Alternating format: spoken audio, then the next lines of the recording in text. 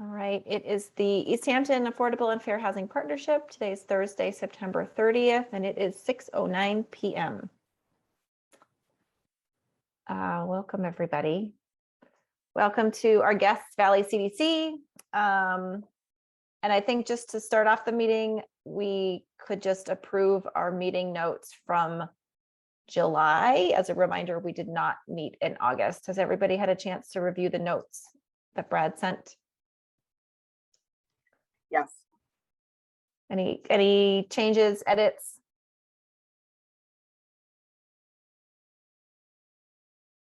Anybody want to make a motion? I'll make a motion. I second. Okay, I'm Jana. I. Brad, aye. Oh, Kate, aye. Thank you. Okay, meeting minutes from July approved. Thank you. Okay. So do we need to do introductions, or can we just dive right into Donna's presentation? I feel like we've seen each other before, but I don't know. I believe Okay. I've met all of you at the last meeting, but thank you again for having us. Donna Cabana with Valley Community Development. I'm the homeownership program manager here at Valley, and I manage these programs that we're trying to pitch to you here today. So you've kind of heard about this program, and we are not asking for the financial assistance this time around. I know the proposal was sent out, so I really just want to focus on the program goals with you, because I know you've already reviewed my documents, and we spoke at length in July about this proposal. So in light of not taking up too much of your time so you can get on to other business, I had sent out a sheet, and hopefully you all get this by email. So really the main program goal is for households to have greater financial stability and sustainability through housing and financial counseling. Households will have a greater ability to manage finances in housing situations. So this program is going to serve renters, homeowners, and home buyers. So anybody who wants to get the house, has the house, or has a housing need, and maybe some financial concerns as well. Those are the folks that we are looking to serve. So our program activities and objectives will be to help folks understand and repair credit, understand debt to income ratios for mortgages, refinances, or home improvements, even housing ratios, how it pertains to rental housing, debt reduction, learning to use tools to track spending, like your online banking tools, or just good old-fashioned tracking sheets, creating savings plans by setting goals, budgeting that includes savings for down payment, home repairs, or emergencies, like when the car breaks, or you have to move. You maybe have a little bit of that first, last, and security. Education regarding the home buying process, education on affordable and low-income housing, and maintaining your spot on the waiting lists. Information, referrals, and education for MHP1 mortgages and other various mortgages that are available to first-time hires, and so that they understand how those fit with their unique situation. Objective mortgage product information, education on multifamily and condo ownership, housing rehabilitation referrals, septic repair, weatherization, lead paint, abatement resources, and how to manage other types of home repairs. Avoiding predatory lending and other scams. We're seeing a real rise on scams during COVID. Referrals to home, LIP, and 40B affordable housing developments, whether they be rental or home ownership units. Foreclosure prevention for current homeowners experiencing financial difficulties. Tenancy preservation. Information on down payment, mortgage subsidy programs, or any affordable housing units for sale. So does anybody have any questions before I continue? I know I'm going through these pretty quickly. My only question, Donna, is this like this is the usual stuff that you do, or are any of these things new? The tenant stuff is new because you know what I'm finding now? I'm talking to a lot of tenants. We do like brief phone counseling with them.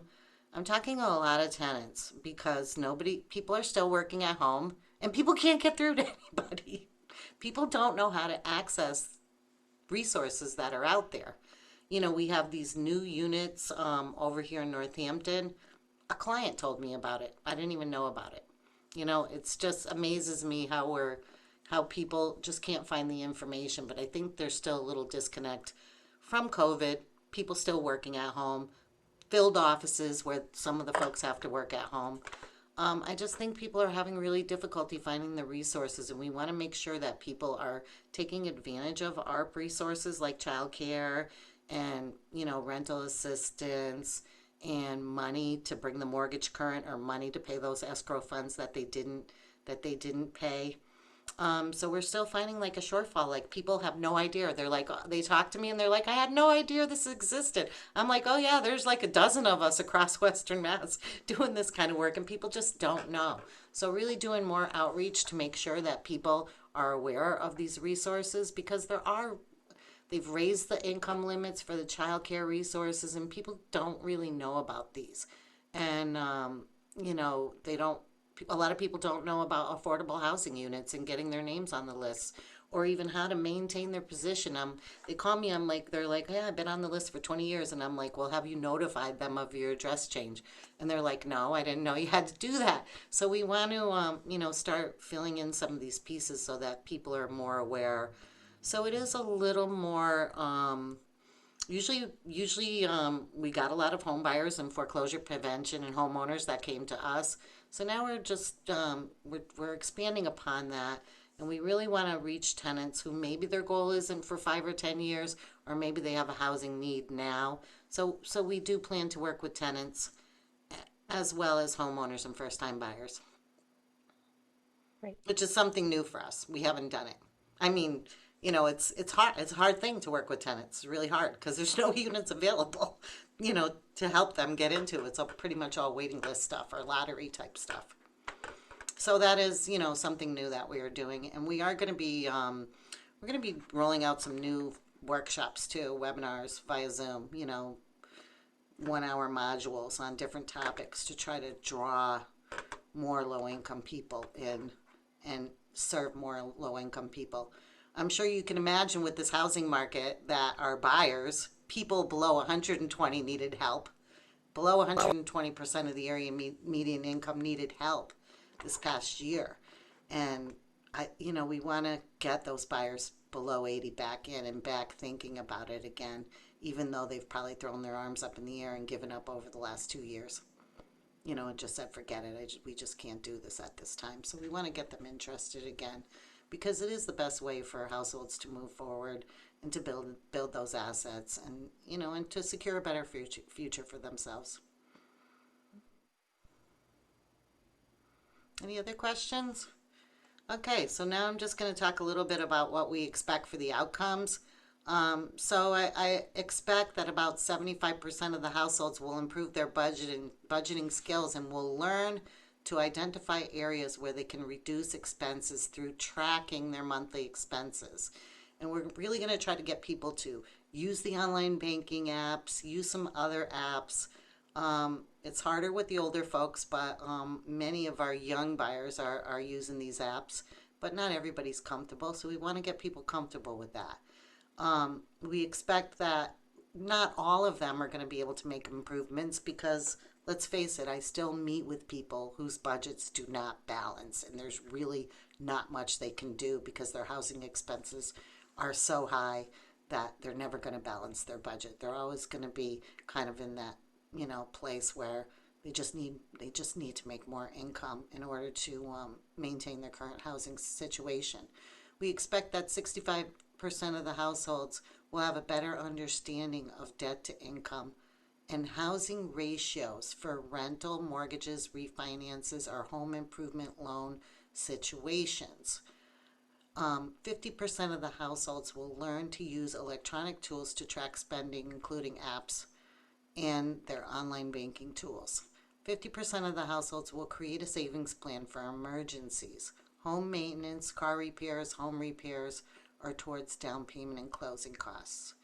30% of the households will take steps towards homeownership, including attending first-time homebuyer webinar, getting a pre-approval, and shopping for homes. 20% of the households will self-determine that their housing situation is unaffordable and take steps to find a new housing situation. 20% of the first-time homebuyer households will self-determine that homeownership is not right for them due to affordability. Just, the maintenance, repairs, everything that goes along with it, as we educate people on these processes and really what's involved. Some people self-determine that, hey, it's just not going to be for me. I don't feel I can save that money. I like to live, and I don't want to be having to save money for home repairs. It's just too much. They don't feel they're comfortable with it. So, that's pretty much in a nutshell.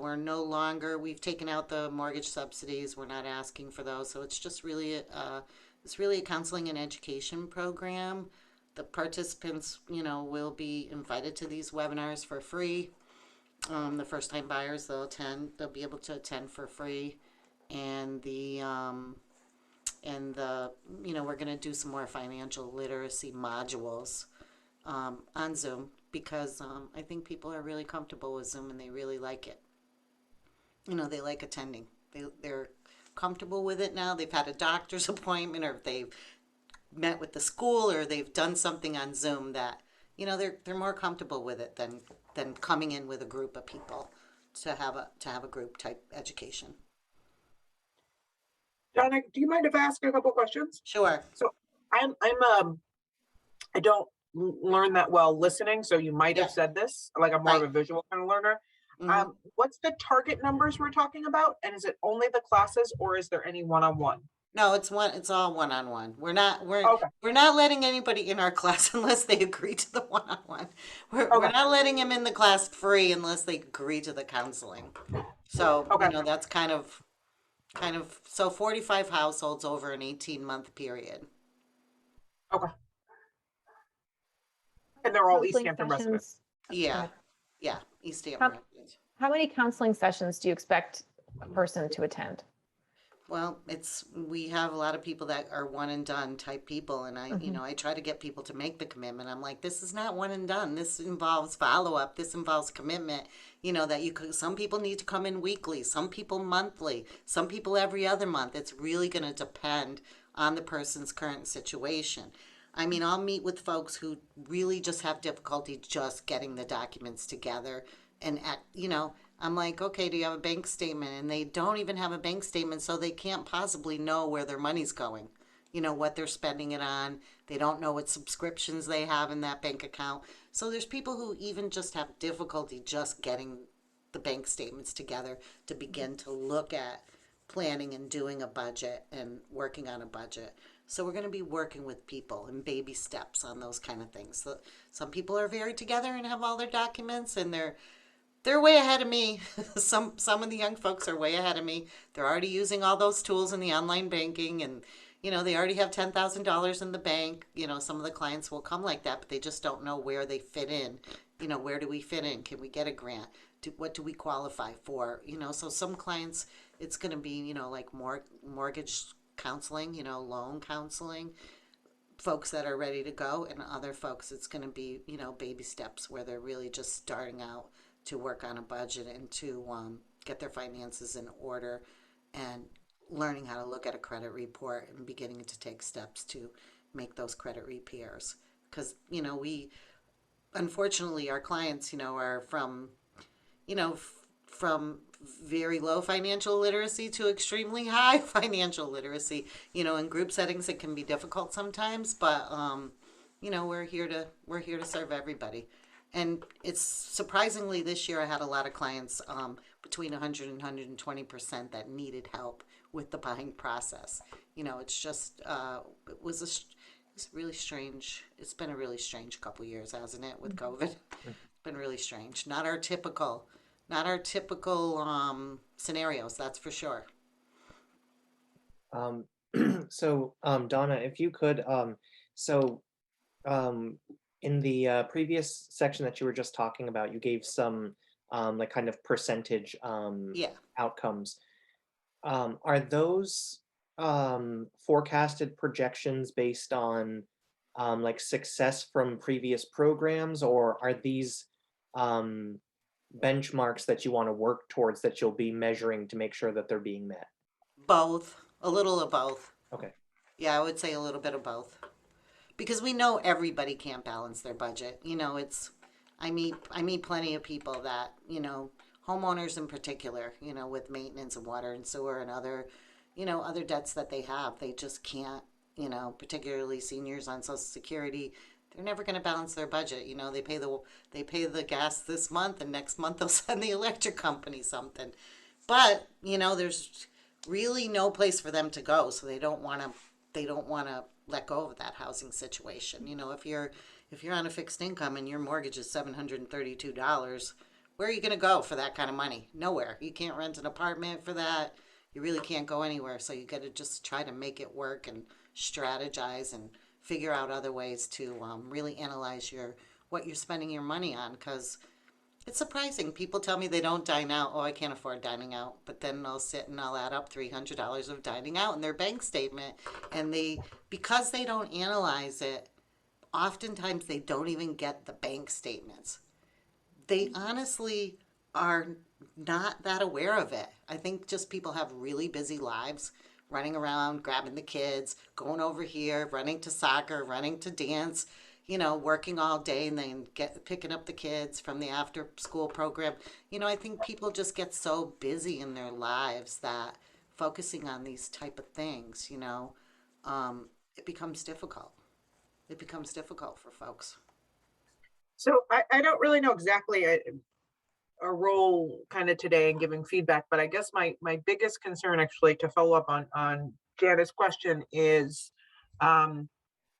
just how we're counting these 45 households, right? That these outcomes are great, but I'm wondering if there's some way of delineating, right? So let's say you've got someone who's like really together Yeah. and comes in with these outcomes and really We're doesn't probably need going to your. spend an hour with that person, I mean, there's going to be a foreclosure person that maybe we spend 30 or 40 hours with.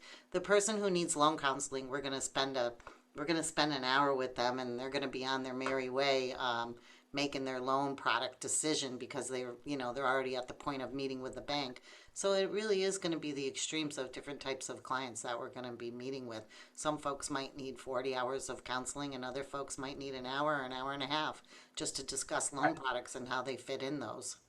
So I'm just making a suggestion or a clarification, because, or let's say you have someone who says, oh, I'm interested in this. They come in for an hour and they never come back. If we have 20 of those people, is it really a bang for Easthampton's buck? So if there's some way to define or clarify what kind of engagement or minimum engagement Right. that would be a helpful thing, right? Because again, Right. having been a recipient, these things. So I don't know. Right. And that was not a concern, but something I just wanted to. Right. So we only bill time. Like through these grants, we only bill for time. So if I'm spending an hour with somebody, I'm probably billing my time to the CPA, Easthampton CPA, for that hour, and maybe a half an hour of admin, because I got to do some data entry. I'm going to send them some follow-up emails and some That's helpful documents to and know. links. Okay. So we bill the time that we spend on the particular program. I track everything through my Outlook calendar, and that's how we, because we have to allocate everything that we do. So that's how we bill our time. That's helpful to know. Okay, thanks. I do have just a follow-up question on the outcomes. So how are you tracking the outcomes? So how will you know if 75%, like, do you do a survey at the end of your session with them? Like, how do you measure the outcomes? So we send out quarterly surveys to all. Okay. We send out quarterly surveys to everybody. Okay. And we also use Salesforce with the Homekeeper app, which is, a HUD approved client management system where we record stuff, and we do a lot of follow-up with folks. To find out if they're pre-approved, if they're moving forward, with a purchase.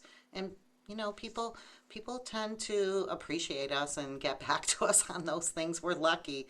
We're lucky because, sometimes the foreclosure people, they'll get those modifications and we'll never hear from them again. I got to call the bank and ask them.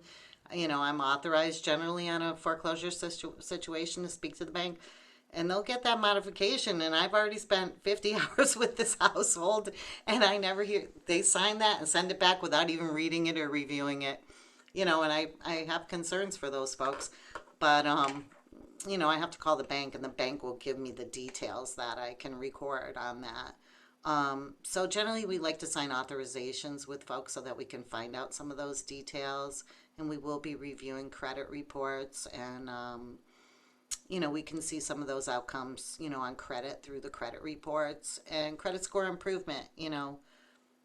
Someone comes in, they've got a 550, and, a year later, maybe they have a 650. Does anyone else have any questions for Donna? Yeah, I just been, oh, sorry, go ahead, Jamie. I guess looking back at the CPA application, you had put in full-time equivalents and dollar rates on the budget. And just going back to what you said about hourly billing, I guess I'm just curious how what that budget translates into hours. And I know we didn't talk about that today, but I'm sure that that's something that CPA would be interested in when it comes to them. Okay. So if you don't have an answer off the top of your head, that's I fine. don't. I'd have to pull it up and really look at it, but I will tell you, I do get a lot of help on this from Yeah. Kelly, the accountant. This is what, she kind of helps me with that. You expect to see this many folks over an 18-month period. She kind of helps me with that stuff of figuring that out. So I'm definitely going to get that answer for you so that I'm ready for the CPA, and I'll be happy to email it to you all too. Okay.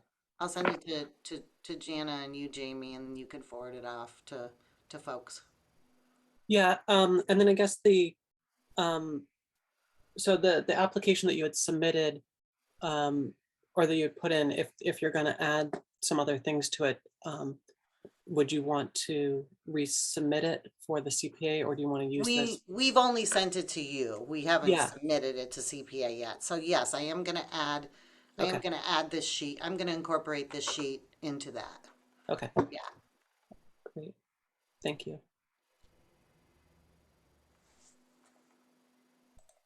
My question to you, Donna, and you might have said this before I jumped on the call, sorry. And I just had to go answer my doorbell because my dog was barking and there was a solar guy there, even though I have a giant solar array in my yard. Anyway, how has it been? Housing prices here in town have gone just totally nuts. Right. How have your first-time home buyers been? Have any of them been successful in finding anything to buy lately? Yes, yes, we've had, we have had buyers close. I'm going to tell you, it's not a ton of people because this past 18 months has really been hectic for people. I'm hearing buyers are calling me, please help me strategize. What else can I do? We've bid on 15 houses. We've been beat out. We've been beat out this many times. Yeah. So it's really been difficult for people, and we are seeing that settle down. We are seeing it settle down a little bit, and I'm even seeing some price reductions now, which is nice. Okay. So I'm really hoping that this kind of really low interest rate out of town dynamic is going away. The people that wanted to come to the suburbs due to COVID, the city dwellers that were coming here, I think I told you this before, but my new next door neighbor is from Manhattan. And they still have a condo in Manhattan, and they spend half the week here and half the week there. And we have people here from Chicago, Florida.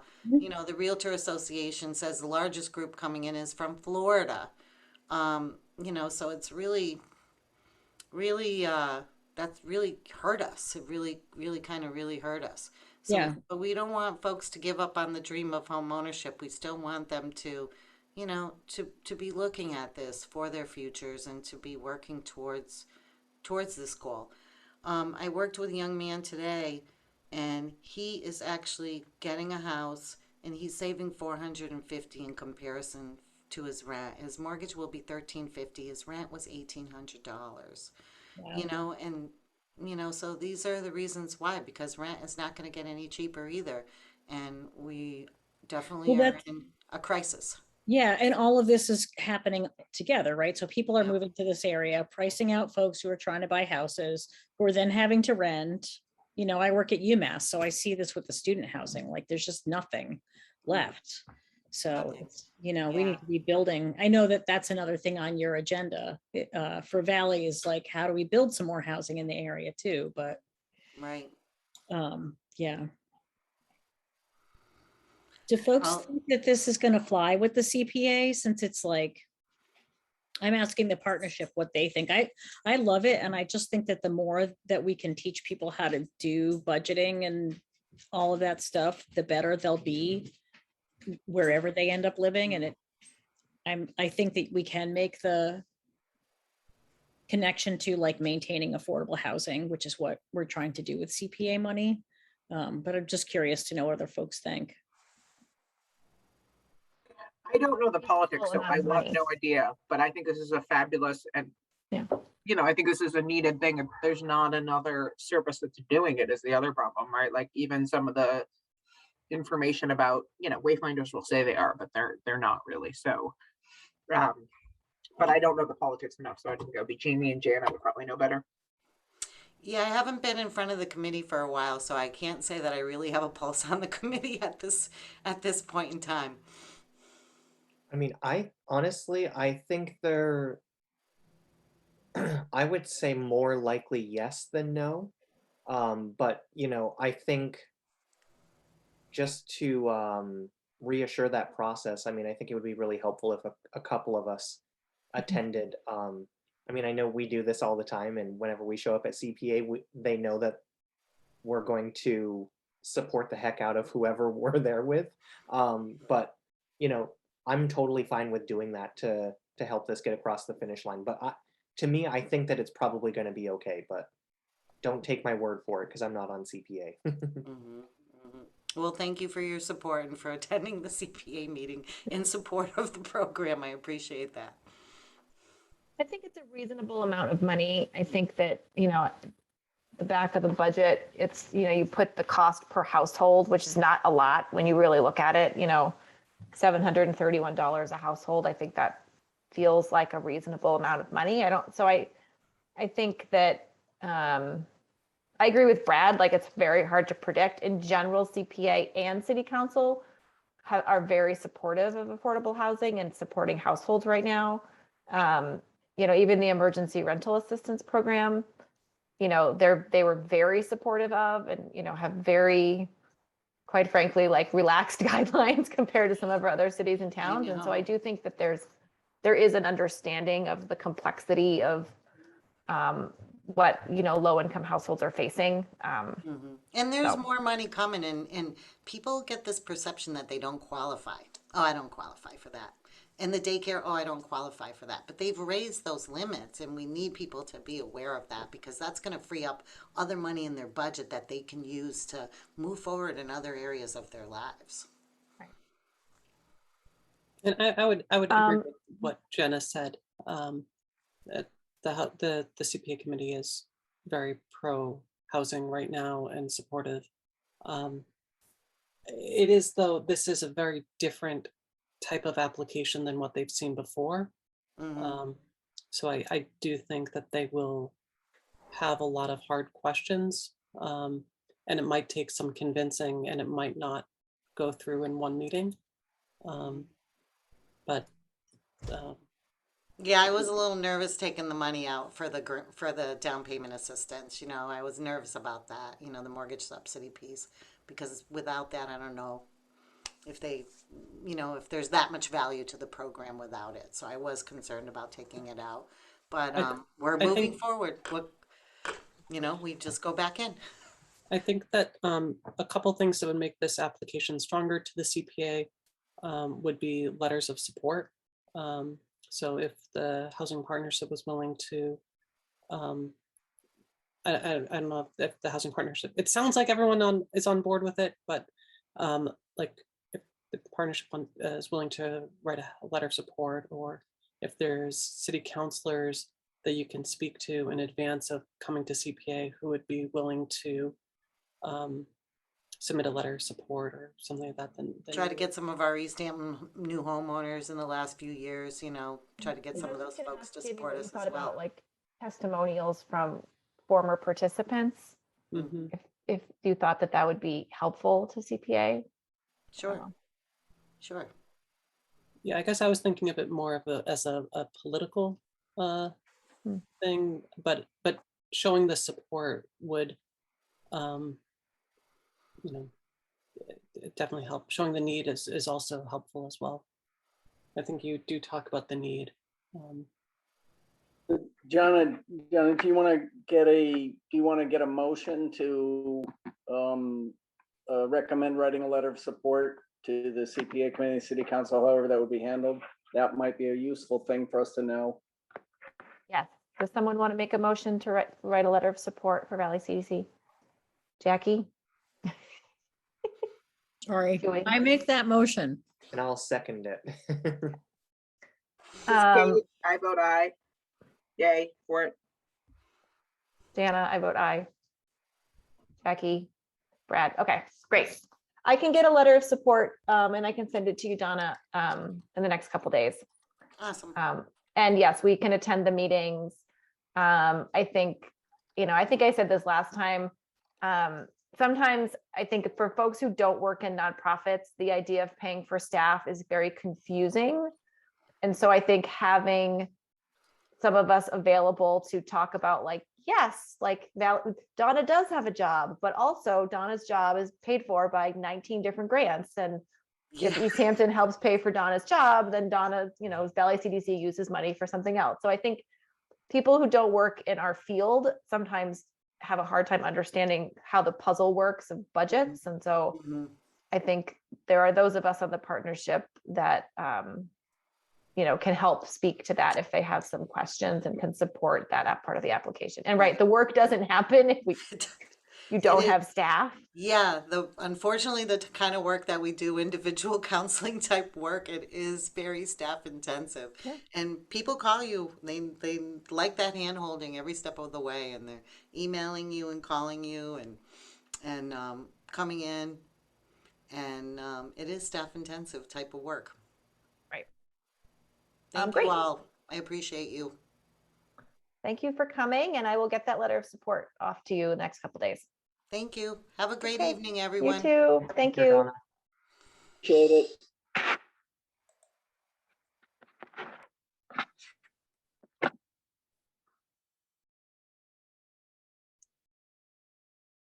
All right.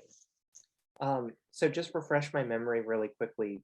Peter is the executive director of Valley CDC, correct? Acting. Acting. Acting executive. Okay. All right. Yes. He was They're board president, and now he's the acting executive director. Okay. all Jessica, right. I see Jessica Joe there on our screen. There There she she is. is. As a member who sits on the CPA, I need to be quiet on any Valley business that involves CPA dollars. So Got it. Are you also an employee there? I am. I've been there for about 6 weeks now, Oh, right. and I'm working with Laura Baker, and Okay. I'm the new project manager in the real estate. So we Very are out building affordable housing, and it's awesome. Yay. It's my Thanks. dream job, and I'm so excited. Nice. Brad, have you met Jess before? No, I mean, I've been in meetings with you before, but no, we've never officially Zoom met. Okay. Well, it's nice to meet you.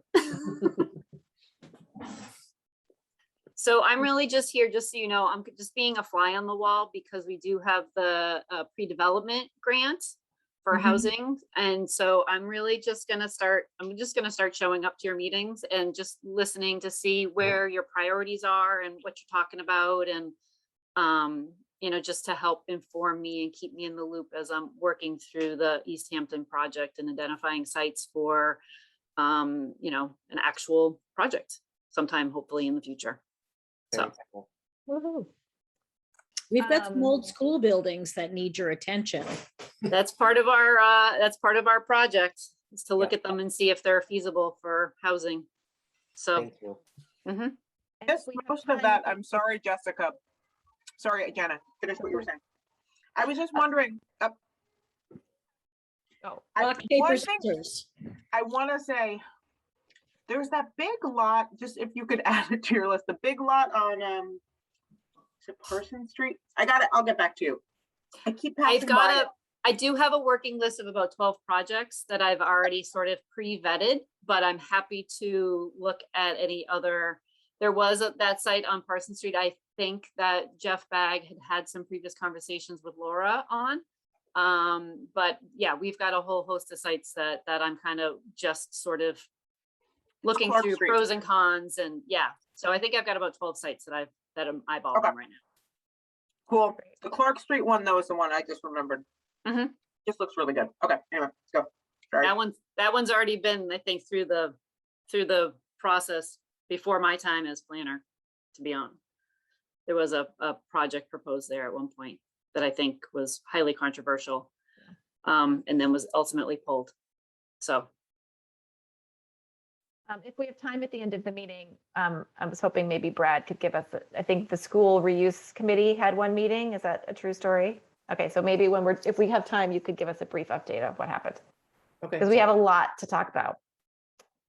So on the agenda is continued discussion about housing trust initiative, and which we can talk about too, but I'm also kind of scooping CHAPA's municipal engagement initiative into that same bullet item, because I had sent the agenda to Barbara early in an effort to be proactive, and then I didn't want to do it again because she'd already gotten it. So both Kate and Brad had forwarded the CHAPA's municipal engagement initiative, which we have been talking about for months, and now the application round is open, which is super exciting. So our homework over the summer from Counselor Peak had been to think about the housing trust stuff. So I did call Dana Lewinter at CHAPA last week. I actually was in the process of emailing her about the MEI and housing trust, and then I got the email that the application round was open, and I was like, oh, this is so funny. So we did chat briefly about our need for technical assistance regarding an affordable housing trust and whether that would be a good fit for the municipal engagement initiative, or whether we needed a consultant or other technical support separate from it. And so she agreed that the municipal engagement initiative is really about coalition building and really about building affordable housing, and less about the technical details of whether or not Easthampton needs a housing trust, and or if we decided that, what exactly it would look like.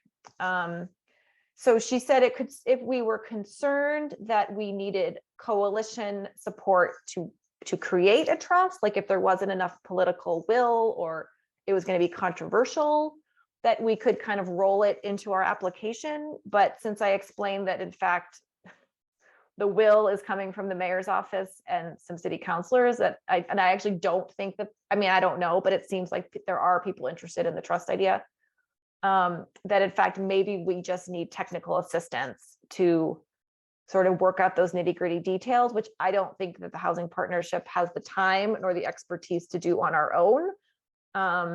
And so she suggested a couple of things. There are some, Rita Farrell is a consultant who's retired, who used to work for Mass Housing Partnership and works with the town of Amherst and their trust. I did reach out to Rita to see if she was at all interested, not knowing if we'd have to do an RFP or what we would do, if we needed to hire a consultant. And she was kind of like, well, I would, but also that apparently MHP can provide a lot of technical support for free. So Shelley Gearing. This is like what she does. I have not had a chance to email Shelley or look at the MHP website, but that in fact, maybe MHP could help us.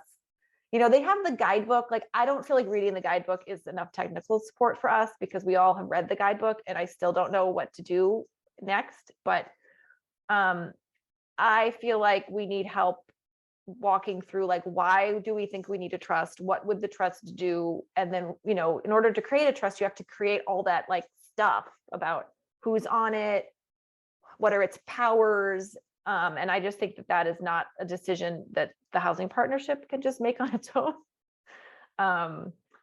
So that's kind of where the trust situation stands. I think our next step is to talk to Shelley and see what, you know, and I can CC you, Jamie, on those conversations just to figure out like, what do we do next?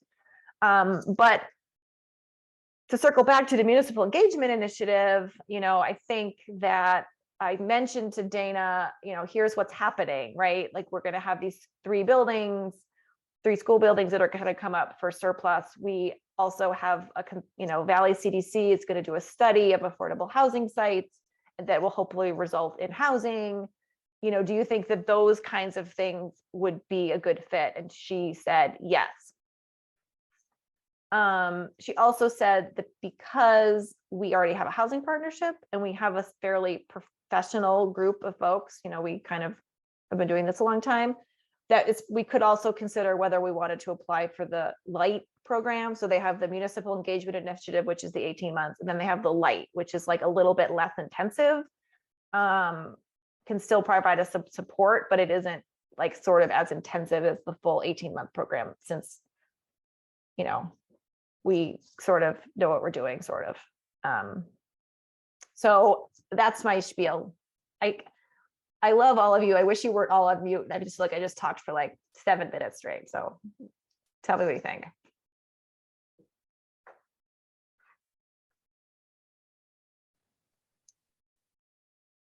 I think it's exciting to let's see what we can figure out. I'm so tired today, so I apologize that that's what I've got. Yeah, Jenna, maybe we could ask a more focused question. Like, which options are we interested in? Or, because well, let me just say this. I'm like, obviously very into this. And I'm just curious to see what of the different options. I would like to at least do the LIGHT program, in the sense that, like, what I think we're missing in Easthampton, even though this is a fairly professional group, I don't know how to coalition build, right? Like we've been kind of talking about like a Facebook page, or I'm sorry, I'm terrible with names, Karen, who just left this partnership, right? Like, how do we keep her connected? How do we get her out? So I feel like, even though I know some about housing, I don't know how to Right. so at the very least LIGHT, if not, like, I feel like it's like a perfect, like, I want that help. So I'm in 100%. It's just a question of what menu option we want, what folks think would be the most helpful.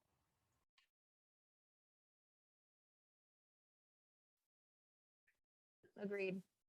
I mean, I think we're in a good position that people want to talk about affordable housing, and, you know, it's a thing that city council wants to talk about. It's a thing that regular community members want to talk about, but we have no cohesive way to bring those people together. And I think what I really want is when Valley CDC is ready to start a project, that we've got 50 to 100 people that are going to show up and say, I want this housing and this is why. And I think what I don't want is what's happened every other time, where the 4 of us show up and 50 to 100 people show up opposing the project, and it's torture.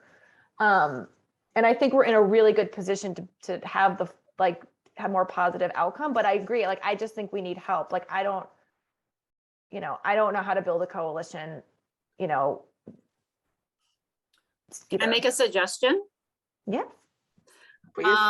So I don't know much about this grant, so I don't know the details of what it funds and what it doesn't fund. But if the idea is to start forming a more robust community of supporters, maybe the idea of like a housing forum, like a one-day housing forum where people could come, data could be presented on here where the housing trends are, kind of like, I mean, you have all of that data in the housing production plan, which is practically brand new.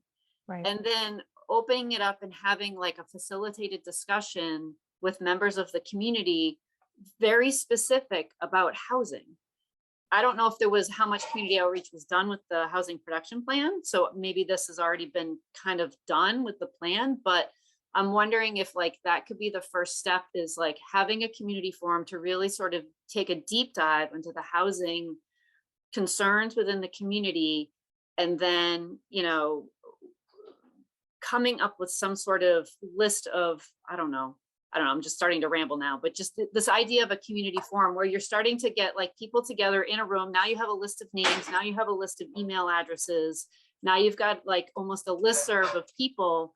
And then maybe it becomes like a listserv. Maybe it becomes like this email listserv where you're sending out information every once in a while. I know that we would utilize that. Like if we would move forward on a project, and this is something that we do, is we utilize community forums all the time. So we will, you know, reach out to the neighborhood association, get a meeting, have some of those pre-meetings. I mean, we would love to have a resource like that we could go to, of like a group of people that we could just pull in and say, hey, here's like our preliminary concept. You know, so Yeah. Just an idea. No, it's a good idea.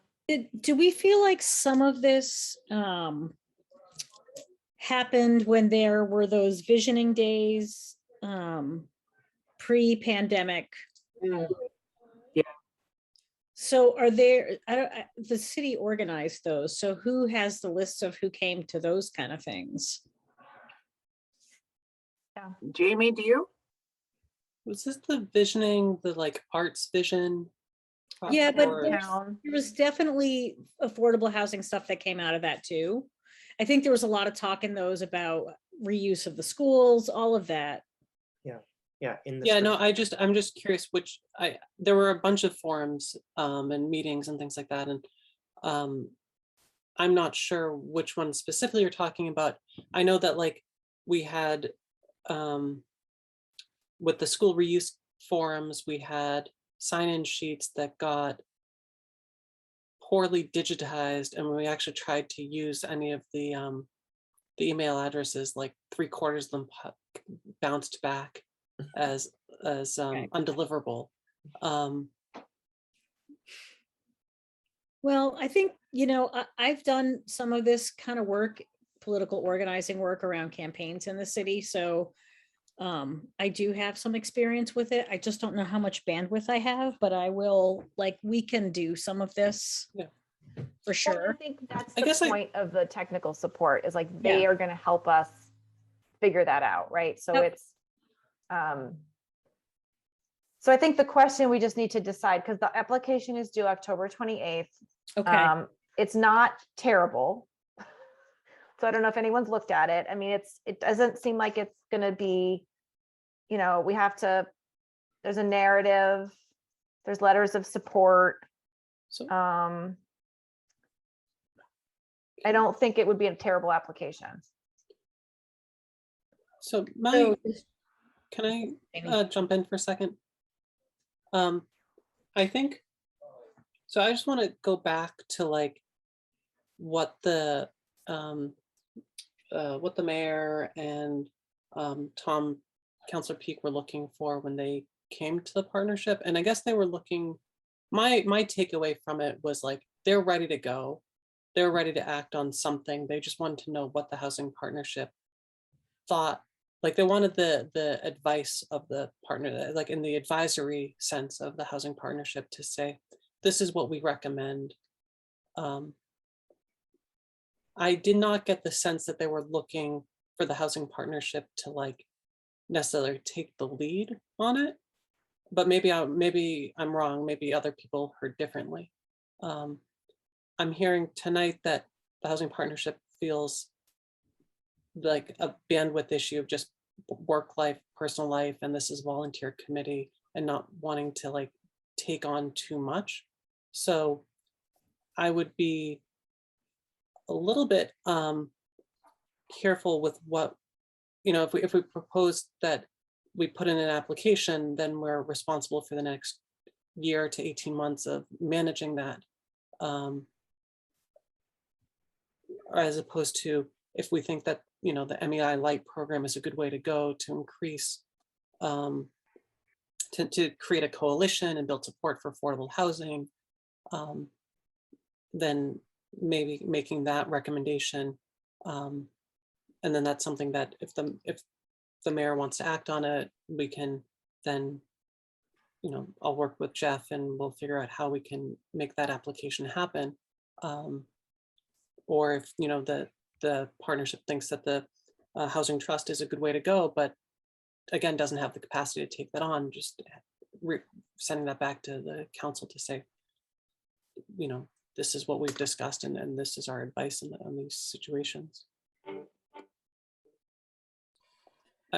So Jamie, I see the same facts and I have a little bit of a different, in my mind, I have a capacity issue too. It's like a bandwidth. I got 2 little kids. And so the other way one could think about it, like I actually would vote for the 18-month one, because I think what we need for this group, there's too few people with too many things going on in their life to really do anything in my mind. Like, Amherst has this, but part of it is because their chair is retired and literally does this work like 20 hours a week, John Hornick. And so I'm just wondering, I don't know, and we were both all there. I don't know, I feel like the 18-month, at least for me personally, I think there's something nice about structure. Like, I think the light, maybe it will help us a little bit, but I don't know. I kind of feel like, let's do the program, and it's not necessarily for the mayor or for anyone else. I think it would just possibly, so even Jessica's idea, which is fabulous, right? Like, one of the things that this program, and I can't promise it, but I know that they, Tiffany Manuel is like one of the consultants. So you take that same idea, and one of, Dr. Manuel's things that she always says is that we frame housing wrong. Never say the word housing. And she's actually quite right. The moment you say housing, people are like, well, so I just think that, I don't know, I guess my orientation as I think about it and I hear everyone, even though my bandwidth is small, for me, the structure of the 18-month program might actually be a little invigorating. And I think it might be more structured and more helpful for us. So I know it's a weird orientation to the same facts, but I don't know, that's my thinking, and could create more capacity so that we could share. So it's not a struggle to get a volunteer at Mill Park. And that, so instead of like always playing catch up, we're doing something like affirmative. So I do, and my personality does get jazzed, right? Like some of the problems with some of the things we're doing is like, to what end? And I'm not saying this in a bad way, but we're so short staff, like there's just, it's very limited what we can do. So actually my orientation is to go for the 18 months. Worry that if we got the light, it's actually more work for us. Like, I think the idea with the light is that you already know what you're doing, so we're not going to give you that much support. Mm-hmm. Whereas then I feel like it's more work for us rather than CHAPA giving us a consultant for 18 months who's going to do the work. Mm-hmm.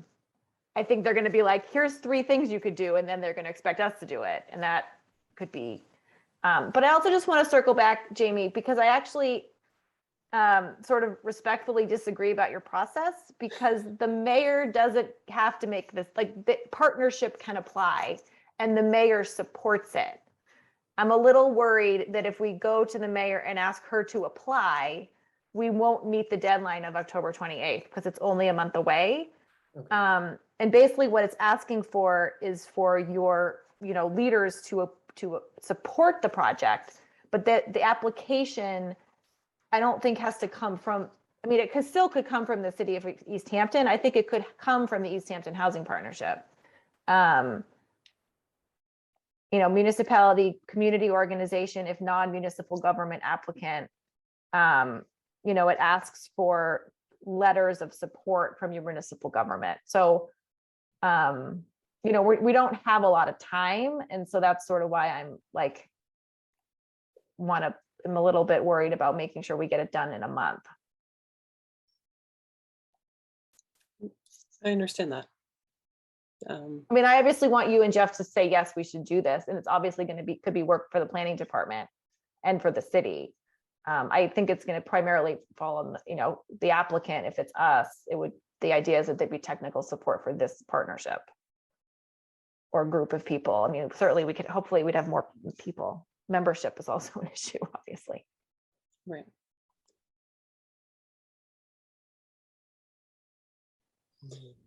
Other thoughts? Kathy, did you announce that, did Kathy resign? Yes. Okay. Bummer. And there's also the issue that however things shake out in November, Yeah, I can only finish out my term. I can't be Right, reappointed as right. well. So Yep. we'll see how that goes. yeah. Right. Darn it, Brad. As a counselor, if elected, you want to be able to be on the housing partnership as well. Yes. Yeah, so basically what it is if you are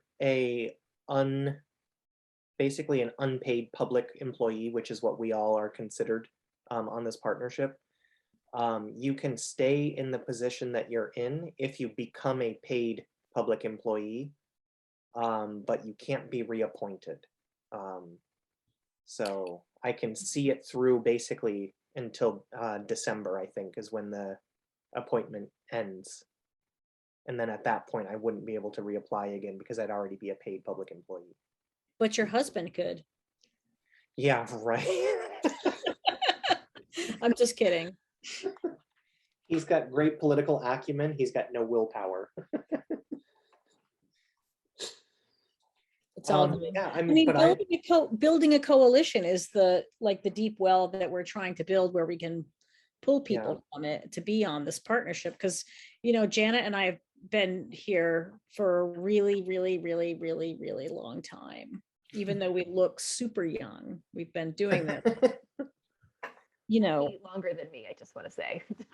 and Well, I can say that I was pregnant with Rita, who's now 14, when we did the master plan, right, Jessica Allen? And I was on the housing partnership or whatever. It took some different form at that point. So I was on it before that. So it's been a long time and probably people are sick of me. And they could do we can find somebody else, right? Jackie, I don't think anyone's gonna, I don't think when we talk about coalition building, we're talking about pushing anyone who's on. Sorry, girl, you're stuck. But I do think spreading it a little bit, you know what I mean? Yeah. so what Spreading it about, a little bit. so I mean, Jana, I know that you don't live in Easthampton. Yes, she does. Yes, she does. Oh, Yeah, you do we live all- in yeah. Easthampton? Yeah. Oh. She built her own house in Easthampton and apparently it was a terrible experience. With my own hands, so I'm just kidding. So, well, I guess the technical question that I'm asking then is, does somebody need to be an Easthampton resident in order to be on the partnership? Or Well- live or work in Easthampton. Don't you have to have a interest, right? So we've had people who owned businesses in Easthampton. Okay, So- okay. Because Who I'm on also a would- yeah, sorry, go ahead. I'm on a listserv for the Franklin County Community Land Trust. And there's a ton of engaged people up in Franklin County. I don't know what it is that I don't know, but either way. It's in their water. Yeah, Must be the So I flow. don't, they Franklin likely County's wouldn't just be like able a- to join the partnership, but I wonder if I could reach out to them and just ask, like Susan, who oversees it. I mean, there's probably 100 or so active people, and maybe if it's just asking her, like, what are your best practices? How did you get this started? We're trying to do a similar thing in our community. Like, what advice do you have to? I mean, I could try that. I don't know.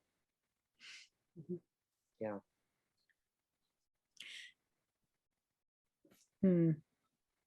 Anyway, back let's to- come, should we come back to the grant? Well, let's come back. Wait, I think there's two issues at hand. Back to Jamie's point, one is about what's our priority? Like, what do we think we can do? We have two sort of issues on the table. One is this housing trust situation. And I feel like, I mean, I think we've already talked about this. I think it was a confusing meeting. I feel like I'm not clear what we were being asked to do, really. I felt like at the end, we were sort of being asked to get back to Counselor Peak with a plan / recommendation on how to move the housing trust idea forward. We certainly could go back to him and say, we don't have the capacity to do this. My fear, and maybe I'm just being a control freak, is that then he would just like write something and it would pass and we won't have a thoughtful conversation about what it means to have a housing trust and what we're going to do with it. And also, usually towns don't have housing trusts and housing partnerships. And so we would want to have a conversation about what does it mean for advocacy work in Easthampton. So that's, I mean, and maybe I'm just being controlling and you can all tell me that it's not it, you know. But I do think we have to figure out what we want to do there. And then I think the other issue on the table is whether or not we apply for this program and what, if we decide we want to, then what do we apply for? If you have a capacity problem, even if getting people to sit on the partnership, do you think you're going to have a capacity problem getting people to sit on a trust? Yeah. Even though the trust has more power? But even still, I know that there, if I'm remembering correctly, there's certain provisions in the law about who sits on that trust, and it's not just volunteers, it's Right. you know, city councilors and people within city government. So are those folks on board? I mean, do they know that this is what's being asked and that there are going to be departments that are going to have to add this to their job? What I want, that's why I just feel like we need technical support to really have those conversations. Because I think it'd be really easy to just use that guidebook from MHP and write a document and pass it. And then we haven't had those conversations about what do we need? What do we want? What's the purpose? Like, why do we want to trust? You know, I think trusts don't build housing, but they are a tool. So do we want that tool? You know, I'm hearing that we do want that tool. So I just want to be very clear. I don't want that tool actually. Like I just want to be honest. Like in my mind, the answer, that was a weird meeting. And I think the answer, I mean, so first thing, I don't think you're being too controlling, but I do think that there is I mean, I think, let's say Counselor Peak wants to write it and follow the MHP, let him go at it, right? But like, I think there's a wiser way to do it. And I think really, this is just my take, that really the mayor and Counselor Peak want to do something helpful around housing. And so I think that if we go to them and we say, look, the reality is housing trusts are really complicated. They often fail. They often sit there unused. What I think we should do is be thoughtful about this. We don't have a ton of capacity. This would be my orientation. So obviously I'm also saying what I think. Let us engage in this 18-month thing. Let's build more capacity. Let's identify what our goals are. And this is what's going to be. And though I know the mayor is anxious to do something, it's not going to help her politically because, you know, but this is really the right thing to do for housing. Because I really also do think, I don't see a function of a housing trust. I don't think the cost benefit works. Like I've read all the stuff. If you talk to John Hornick, again, and I'm not an expert in this, but Brad's, it doesn't make sense to me. But I think that we can get at their desire, which is to help promote affordable housing. And maybe some other political agendas that we might not get at. And I think really the way to do it is to just build capacity to understand how to engage Easthampton residents, to understand and then go from there. So that would be my kind of orientation. Right. I'm more aligned with that.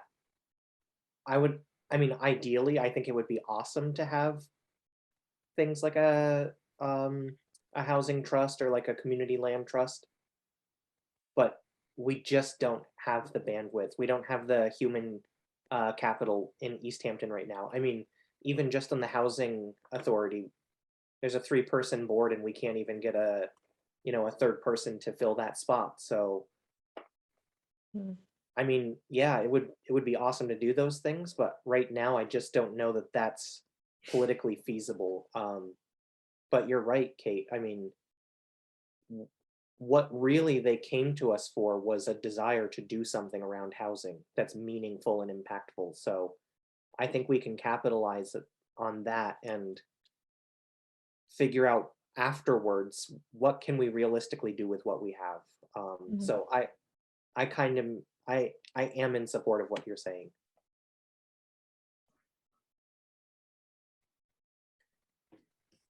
Yes, me too. Very well said. Kate. I'm cool with that. Okay, I'm gonna just put in my observations from an unrelated committee. The Energy Committee was, I don't know if you follow any of this with the Honeywell energy efficiency contract and the Energy Commission. And there was the Energy Committee one said, basically, we don't really think that there's a need to go ahead and do this. It was their advice, and then the mayor went ahead and is doing it and left them out of the rest of the process. And so, Jenna, I think that your concerns about being left out are valid, and that if the mayor decides to not go along with the advice of this partnership, then the partnership may be left out of being involved. But that would be. And my response, Jamie, is roll the dice. She'll have a lot of fun managing that trust without the partnership. I mean, that's the reality. And I think that's, if she was asking, that will be, I would say it's probably politically unwise for her to do that. But if she wants to do that, I don't think it's a terrible thing. It will be, in all honesty, it will be wasted time and resources for her. But maybe she needs to do it politically, or maybe she needs to do it for other reasons. And I think we should prepare for that. I don't think it's such a terrible thing. I mean, maybe we'll lose her support on some level, but we're giving her a really good alternative option. So I think that's a fine thing in my mind. And I think that, housing's really complicated, and just jumping into something for the sake of doing something is never a good idea. Like, it's just never a good idea. And I think, one could put together some legislation to ask to create a housing trust, and we could show up and say, here's why we actually aren't in support of that, because there would have to be a public hearing. And I think, there's a lot of faith in the expertise on this committee. So, and that did happen with the yeah, no, I know, but I don't think, right. And so if that happens, it happens, and we move on from there. So, okay, I think that's just kind of what we have to do. And I don't think that necessarily they were asking for a trust. I think the interpretation that they are wanting to do some big things around affordable housing is true, but a trust is one tool, but there are other ways to do it. And I think that's the selling point of doing this 18-month grant, is like saying exactly that. So we also would like to create more affordable housing. A trust is one tool in the toolbox, but let's find out what else makes sense, right, as we move forward. And let's do it in a way that makes more, and I think there's evidence from around other communities that the trust isn't always a good plan. And, all the things that you've already said, I'm just reiterating, and I know that, but I think that's fair. And to say, we think it makes more sense to do a really strategic look at this. And that's what this assistance would help us do. And then we will have something that we can move forward with. I think that's honestly the best bet. I mean, if I'm remembering correctly, in that initial meeting, the drive for something like a housing trust was because we had the ARPA funds that if we didn't use them, they were going to expire.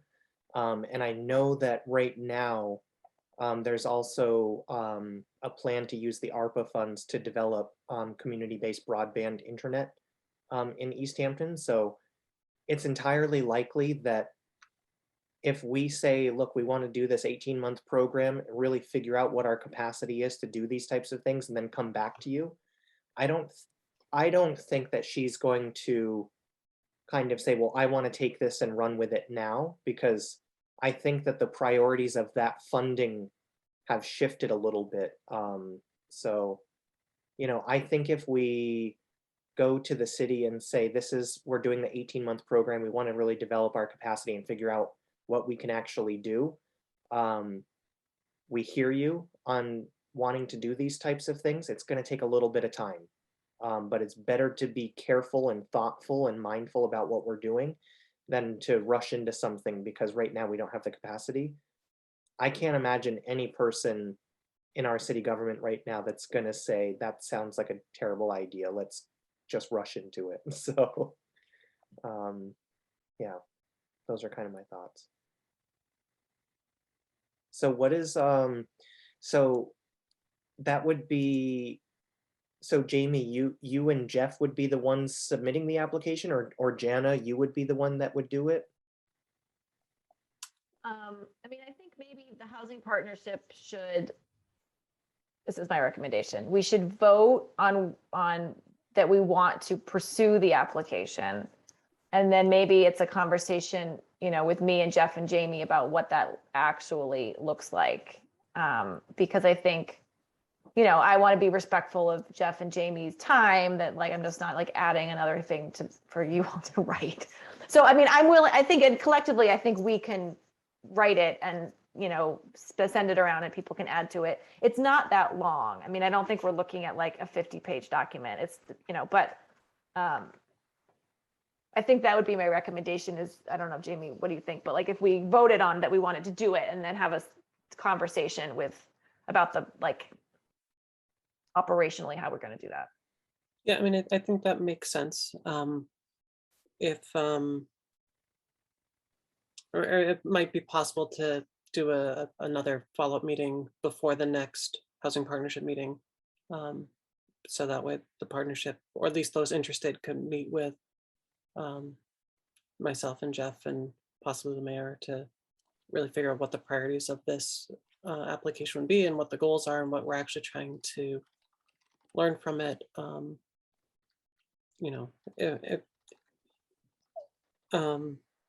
if that fits in with, Jamie, that you think that this isn't gonna, do you think that the mayor's gonna say don't apply?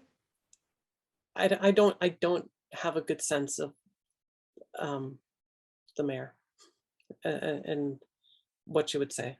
I don't think she would say don't apply, but I don't think that, I'm not sure what she's looking for. I know she wants to build more housing, and she's looking for things that are going to build more housing, yesterday. And I'll tell you right now, it doesn't work that way. I know that. We know that. We all know that. It takes so years to build just affordable housing. Right. And so I just don't know what she will say, because I think her expectations of how quickly we can meaningfully do something to build more affordable housing might not line up with. I think she knows that it takes a long time to do this stuff. I really do. And I'm happy to have that conversation with her kind of on one-on-one, I think that would be helpful, just to do that. And I can volunteer to do that.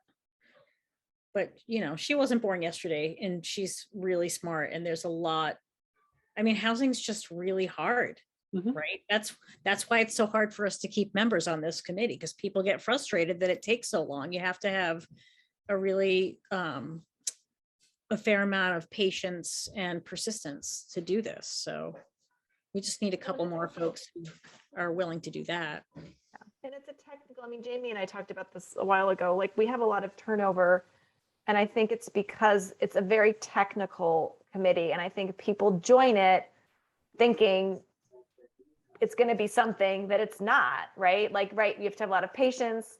Our accomplishments take a long time, even though we are quite accomplished, I have to say, in my opinion. but it's technical. We talk about acronyms all the time. We talk about things that most lay people don't talk about in their real life. So, I mean, that's also why I'm interested in this project, because I think that's a struggle that we have, talking about it to in community forums, and then being able to retain committee members who, you know, that we can support better. I think we struggle with supporting new members and helping them get up to speed. If you don't have a background in housing, I think it's really tough. And I think Zoom has made it, quite frankly, even tougher. You know, so I'm gonna have to go at 7:30, but I also want to Okay. say that like one of the ideas, like actually now that I'm in this meeting, I'm so into this 18-month thing, because I also think having a space to talk about this, like I think it will always be hard to retain members, like because they even have a hard time with Amherst. And one of the people that was a member is like a housing guy, and I asked him why he didn't stay, and he's like, it's boring. And he's right, like he's a homelessness guy, right? Like, and he's like, it's boring. I don't want to spend 2 hours of my time. But maybe we could even do like a quarterly light meeting, you know, and have like quarterly, like there's ways to engage people that I think could also be a little different. Like maybe again, every 3 months we have like everybody comes and hangs out and we talk about the cool parts of housing. I'm just throwing it out there. We're gonna have a housing rave, is what I'm hearing you say. Yeah, that's what I'm saying. We party, you know? House Like, music. That's what we mean when we say house music. Exactly. all right, so before Kate has to go, do we want to take a vote on this? I make a motion to support an application to CHAPA for the 18-month, is it called Community Assistance Housing? Municipal Engagement Initiative. Thank you. Sorry, I can't get all the words in the right order. I second that motion. I vote for that motion. I also vote yes. Okay. Me too. I'm Kate and I vote yes too. So, thank you. So I will follow up with Jamie and Jeff, and then I think we also will figure out how we communicate this to the mayor and how we communicate this back to city council. Like, you know, you came to us, we had this conversation, here's what, you know, Kate very eloquently, it's recorded, so I can go back and just, you know, write down what you said, you know, about like why we want to do this and why we think it's important and why it will in fact build affordable housing. Because if you support affordable housing, then actually projects get approved. I just reread Crucial Conversations. That's the reason why I'm like being more skillful than usual. I also just want to say, Jana, that I don't want to leave you. I'm happy to help with the actual application. I don't think you sent it to us. Did you? You sent it to me. I think it was in the link that you provided from. Oh, is it in the link? Yeah. Oops. So we're allowed to do that, right? That we can on a working document, we're not violating any open meeting rules. Not if we're editing it. Yeah, Yeah, and it's it's editing it. I think that the yeah, and we'll make sure that's not a problem if we need to if we need to stay below quorum while we're working on it. But I think that the COVID has sort of changed everything with what it means to be digitally participating. So We can have rotating subcommittee working. Oh, that's another way that we could do it. Okay, yeah, that's a good one. And we might, I mean, Jana, I'll reach out to you. I'll look at the actual application on the link and I'll reach out to you. And if I feel like we might need to meet up about it, would you be open to having a subcommittee? Okay, yeah. Yeah, absolutely. No, it'd be great. No, I'm not asking to write the whole thing myself. Yeah, I'm really good at the editing and wordsmithing pieces. Not to toot my own horn, but I'm a good writer, so I'm happy to help. And Jessica, I know who you are and who you used to be. Are you just here in a Valley CDC capacity, or are you like coming back to us? No. Or I'm not just here coming as a back, but- Valley. Yeah, so okay. Valley now has a Yeah. CPA grant to do pre-development work. So I'm just going to be a fly on the wall for all of your meetings for a while. Well, I got excited. I was like, oh, because don't you live You don't live in I Easthampton? do, yeah, no, I I thought live you around the did. corner from Jana. I drive past her house all the time. In Um, 18 months, we'll know how to recruit you. Yeah. I do want to ask you guys though, the one, and Brad, you brought it up about ARPA. I know that other housing committees and other communities that we work in are putting together lists that they are submitting to city council and mayor office of their priority projects and advocating hard for housing. And I'm wondering if you guys have done such a thing or have put a list together or have any ideas of any housing projects that are on the ARPA list. Last time I looked, Easthampton's getting $4 million. And so I know that communities are starting to sort of muscle in their priorities and getting those in front of the decision makers. I went back and kind of looked at your agendas in your meetings to see if you had any discussions about ARPA, and it doesn't look like you have. So No. I would just maybe throw that to you as something to maybe think about. Putting a priority list together for the decision makers regarding specific housing projects that you might, or housing initiatives or whatever it might be. Kate, you mentioned Amherst. They are, John kind of, he's an amazing man and he just does all sorts of stuff. But I sat in on their meeting not too long ago and they spent an hour discussing their priority list to submit to town council. So, I would maybe suggest just taking a peek at what Amherst is doing with the ARPA stuff, and it might be helpful to help guide you folks in terms of maybe advocating for specific things that you care about. Jana, if you want to put that, if you don't mind, would you put that on the agenda for the next time? And I actually get all of the Amherst Housing Trust meeting minutes. So I will, before next time, I just can't read them all. Yeah, I will look because John is like so prolific. You're like, oh my God. But I will look at it because I also don't even know the restrictions. I'm going to write it on my to-do list because ARPA also has some restrictions, right, in terms of time that you have to use. I'll reach out to John too, and I'm sure he's got like so much literature on it.